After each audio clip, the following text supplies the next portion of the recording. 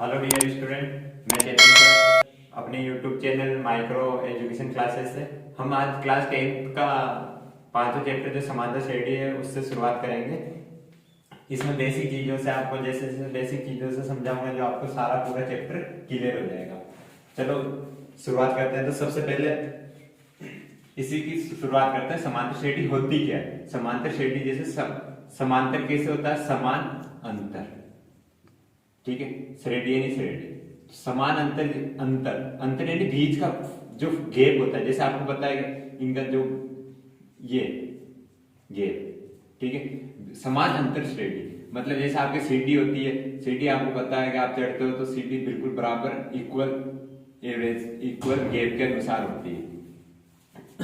इसमें क्या होती है, इसको एपी बोलते हैं। एपी जैसे इसमें प्रथम पद होता है, फिर दूसरा पद होता है, फिर तीसरा पद होता है, ऐसे चलते चलते लास्ट पद होता है।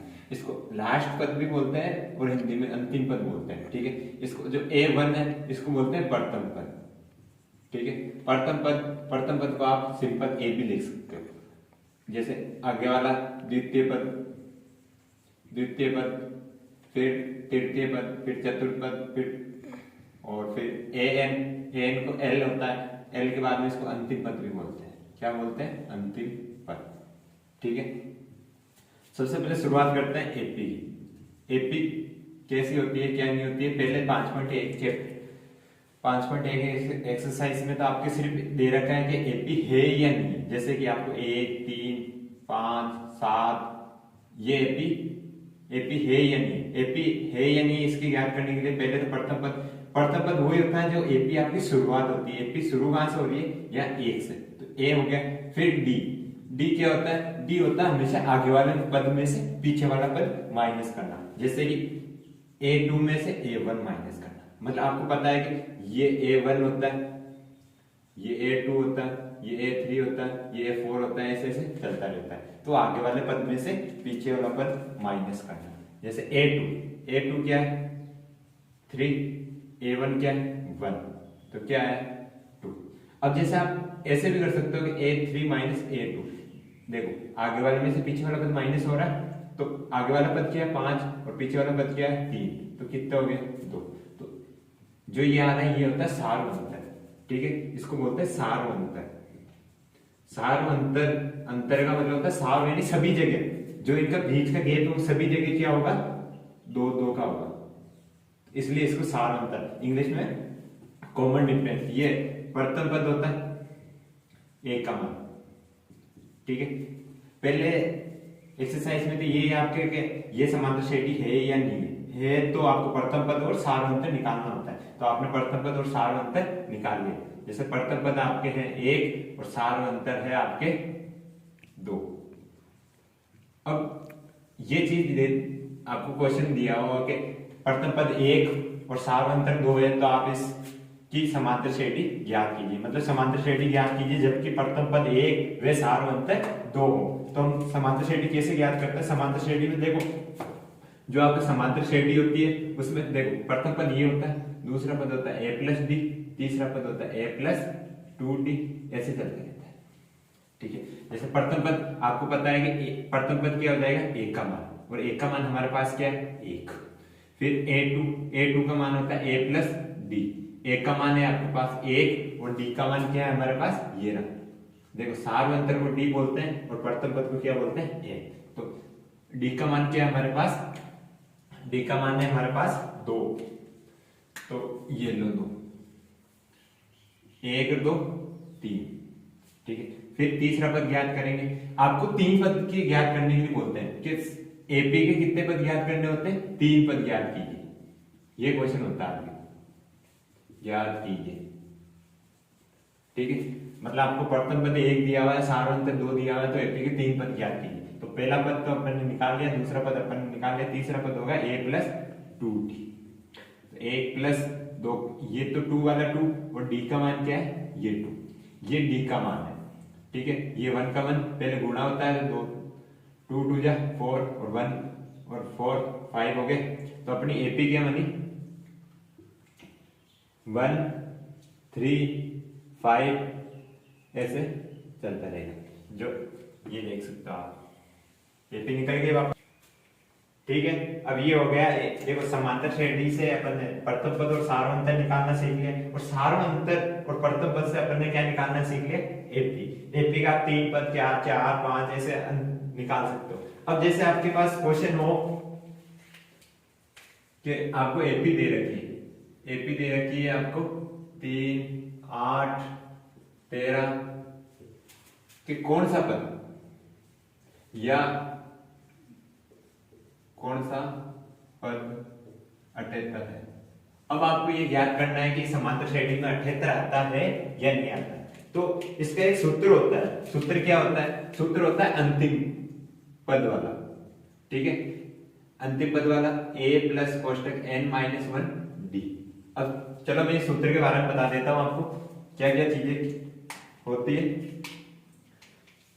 जो ये an होता है ये होता है अंतिम पद। क्या होता है? अंतिम पद। और जो a होता है ये होता है प्रथम पद, और ये n होता है ये पदों की संख्या होती है, और ये d होता है इसको बोलते हैं सार होता है। ठीक है, ये होता है सूत्र के बारे में। आपको क्वेश्चन में एक हल लिखा, क्वेश्चन क्या दे रखा वो एपी लिखी, फिर आपको सूत्र लगाना है, सूत्र लगा के सीधा आपको मान रखना है कौन सा पद। अब देखो इसमें कौन सी चीज क्या क्या दे रखी है। जैसे अब देखो पहले तो प्रथम पद क्या दे रखा है आपको 3 दे रखा 3, और आपको निकालना है डी। डी निकालना है आपको आगे वाले पद में से पीछे वाला पद माइनस करना है। तो 8 माइनस 3 तो कितना आ जाएगा? डी का मान 5 आ जाएगा। अब कौन सा पद यानी पद की संख्या नहीं दे रखी, यानी अंतिम पद हो गया। तो कितना दे रखा आपको? 78 यानी 78 दे रखा। तो ये सूत्र लगा दिया। तो एन का मान क्या दे रखा हमने? 78। ठीक है, फिर ए का मान हमारे पास क्या है? 3, फिर प्लस एन का मान हमें पता नहीं है। ये तो पूछ रहा है कौन सा पद, यानी आपको किसका मान पूछ रहा है? एन का मान हमारे पास नहीं है। एन का मान हमारे पास नहीं है तो वही मान पूछ रहा है, तो एन का मान नहीं लिखेंगे, एन का एन ही लिख दिया। और डी का मान हमारे पास क्या है? 5, तो ये लो 5। ये 78, ये 3 प्लस का तो इधर आते किसका हो गया? माइनस का। और ये 5 एन से गुणा हुआ तो 5n प्लस माइनस मतलब चिन्हों का भी गुणा साथ में करना है और फिर संख्या को गुणा करना है। ये देखो ये प्लस की तो ये प्लस प्लस प्लस हो गया, ये माइनस की ये प्लस की तो क्या हो गया? माइनस। ये माइनस का 5 है। देखो 78 में से 3 गए तो कितने बचेंगे? 75। और ये -5 है तो -5 का इधर आते ही किसका हो जाएगा? प्लस का 5। ये 5 है। अब 75 5 कितने होते हैं? 80। ठीक है, ये 5 गुणा में तो किसमें चला जाएगा? भाग के अंदर।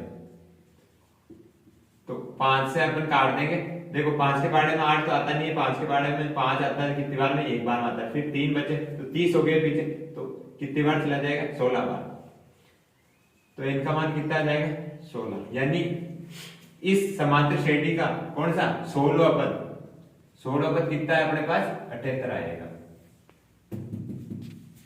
देखो अपन ने समांतर श्रेणी दे रखी थी, आपको कोई पद दे रखा था 78, तो आपको ज्ञात करना है कि कौन सा पद है, मतलब कौन से नंबर का पद है। तो आपको हमने ज्ञात कर लिया कि 16वां पद क्या है? 78 दिया। अब जैसे ये क्वेश्चन आता है कि समांतर श्रेणी एपी दे रखी -17 -12 -7 देश किया हुआ, और आपको बोलेंगे कि 11वां पद ज्ञात कीजिए, यानी 11वां पद। अब देखो आपको ये क्या क्या चीजें दे रखी? 11वां पद यानी एन का मान कितना दे रखा अपने पास? 11।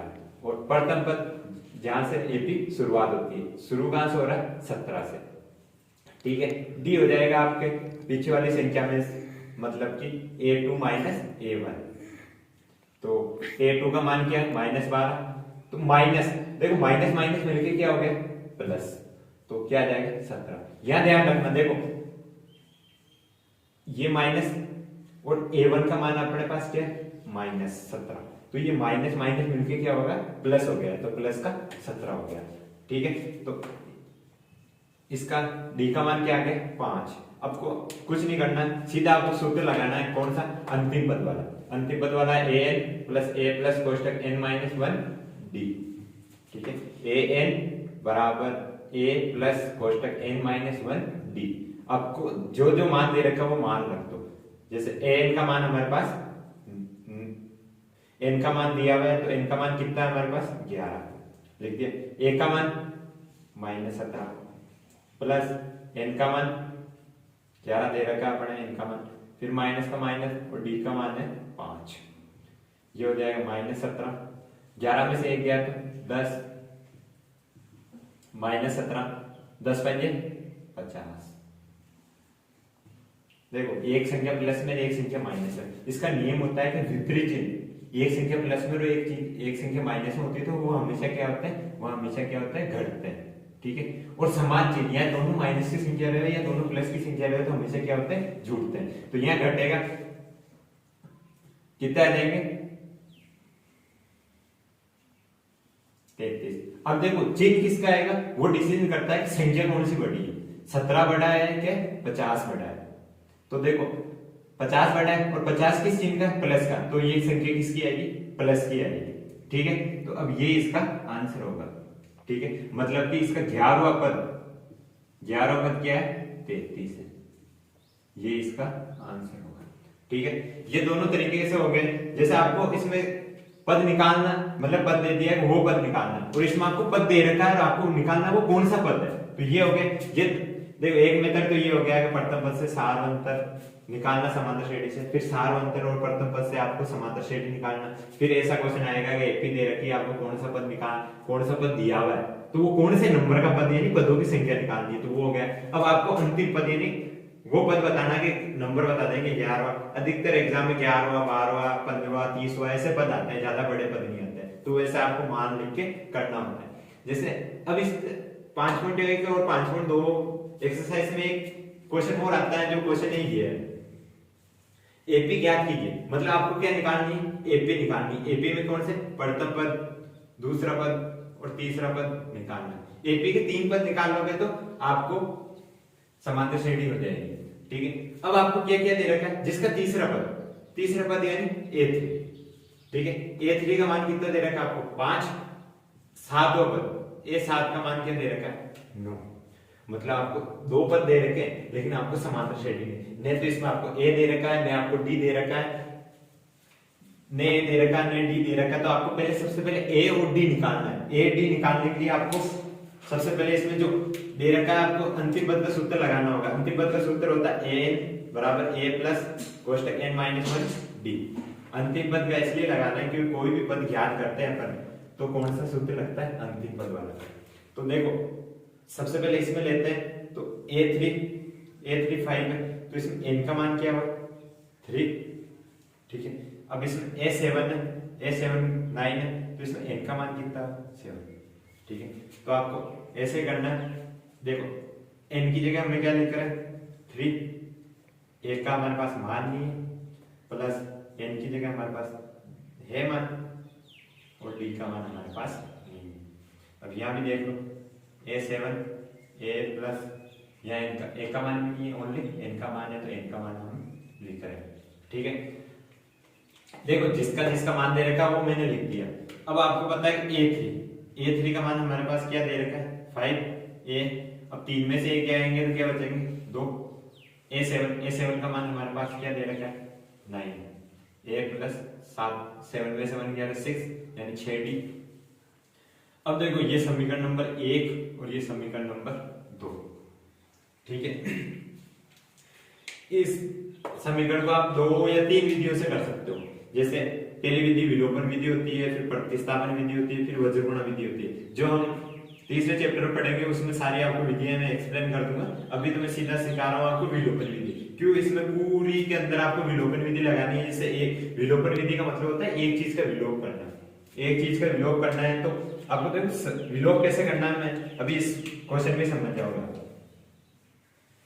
समीकरण 1 व 2 से देखो ये पहली समीकरण है, ये दूसरी समीकरण है। इन दोनों से आपको विलोपन विधि से हल करना है। तो विलोपन विधि से हल करने के लिए पहले मतलब एक चीज का विलोप होना चाहिए। तो पहली समीकरण लिखती मैं, फिर दूसरी समीकरण 9 बराबर a प्लस 6d। देखो विलोपन विधि में एक नियम चलता है कि अगर मतलब जोड़ने और घटाने में, जोड़ने में तो कुछ भी फर्क नहीं होता, घटाने में ये होता है कि नीचे वाली संख्याओं के क्या हो जाते हैं चिन्ह चेंज हो जाते हैं। मतलब देखो इन दोनों का विलोप करना है तो ये दोनों समान चिन्हों के, यानी दोनों प्लस की संख्या है तो प्लस की संख्या है, तो अगर विपरीत करना है तो इनको क्या करेंगे, घटाएंगे तो ये प्लस की है तो किसकी हो जाएगी, माइनस की, ये प्लस की है किसकी हो जाएगी, माइनस की, ये प्लस की है तो किसकी हो जाएगी, माइनस की। अब याद रखना ये 6d प्लस का नहीं रहा, अब किसका हो गया, माइनस का हो गया, और ये a प्लस का नहीं है, किसका, माइनस का, ये 9 किसका हो गया, माइनस का। अब देखो इसमें एक चीज का विलोप हो गया, विलोप का मतलब एक प्लस में आपको पता है एक प्लस में होता है एक माइनस में होता है, इसको घटा दो क्या आता है, 0 आता है, ठीक है। अब देखो ये प्लस के लिए माइनस के विपरीत चिन्ह आ गए, तो विपरीत चिन्ह का मैंने पहले नियम क्या बताया था कि विपरीत चिन्ह आया तो हमेशा क्या होता है, घटाना होता है। तो देखो 9 में से 5 गया तो कितना आएंगे, 4, लेकिन अब 9 बड़ा है कि 5 बड़ा है, तो 9 बड़ा है तो 9 किस चिन्ह का है, माइनस का, इस चीज का विलोप हो गया, इसका तो 0 आ गया, जैसे यहाँ भी 0 को लिखने की जरूरत नहीं, 0 को जोड़ते हैं या घटाते तो हमेशा वही संख्या वापस आती है। अब देखो ये माइनस का 6 है, ये प्लस का 2, d मतलब समान है तो आप इस संख्या को जोड़ सकते हो, मतलब चर समान है तो आप इस संख्या को जोड़ भी सकते हो और घटा भी सकते हो। तो 6 में से 2 गया तो कितने बचेंगे, 4, क्यों कि ये प्लस के लिए माइनस की यानी विपरीत संख्या है तो ये घटेगी। अब देखो 6 बड़ा है कि 2 बड़ा, 6 बड़ा है तो 6 किस चिन्ह का है, माइनस का, ठीक है।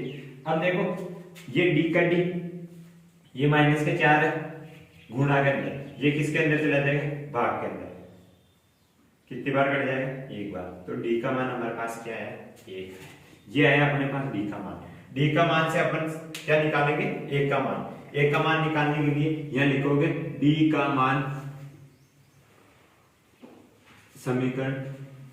अब देखो समीकरण 1 या 2 आपकी इच्छा हो, जिस समीकरण में आप मान रखोगे तो किसका मान आ जाएगा आपके पास, 1 का मान आ जाएगा। d का मान आपकी इच्छा पर डिपेंड है कि समीकरण 1 में रखना है या 2 में रखना है, तो समीकरण में 2 में रखने पर, 2 में रखने पर, समीकरण 2 में रखने पर तो 9 बराबर a प्लस 6d, ये दूसरे समीकरण में लिख दी वापस। अब इसमें मान रखना है तो किसका मान रखना, d का, तो हमारे पास d का मान क्या है, 1, तो लिख दो a प्लस देखो 6 इंटू, अब d का मान लिख रहा हूं, d का मान हमारे पास क्या है, 1, तो ये लो d का मान लिख दिया मैंने d का मान। तो अब आपके पास 9 a 6 को 1 से गुणा किया 6, अब ये देखो 6 प्लस का इधर आते किसका हो गया, माइनस का, तो 9 में से 6 गया तो कितना, 3। अब देखो 9 बड़ा है कि 6 बड़ा है, 9 बड़ा है तो किसका चिन्ह आ गया, प्लस का, तो ये आपका a का मान हो गया, ये d का मान हो गया। लेकिन हमें क्या निकालनी थी, हमें निकालनी थी AP निकालनी थी, तो प्रथम पद क्या होता है, a का मान, अब a का मान 3 आ गया तो अपने प्रथम पद भी आ गया।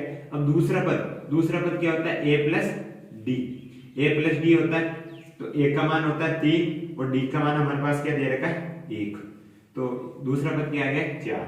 फिर तीसरा पद होता है a प्लस 2d होता है, a का मान हमारे पास 3 और 2 इंटू d का मान 1, देखो 3 प्लस 2 1 2, 3 में 2 क्या हो गए, 5 हो गए।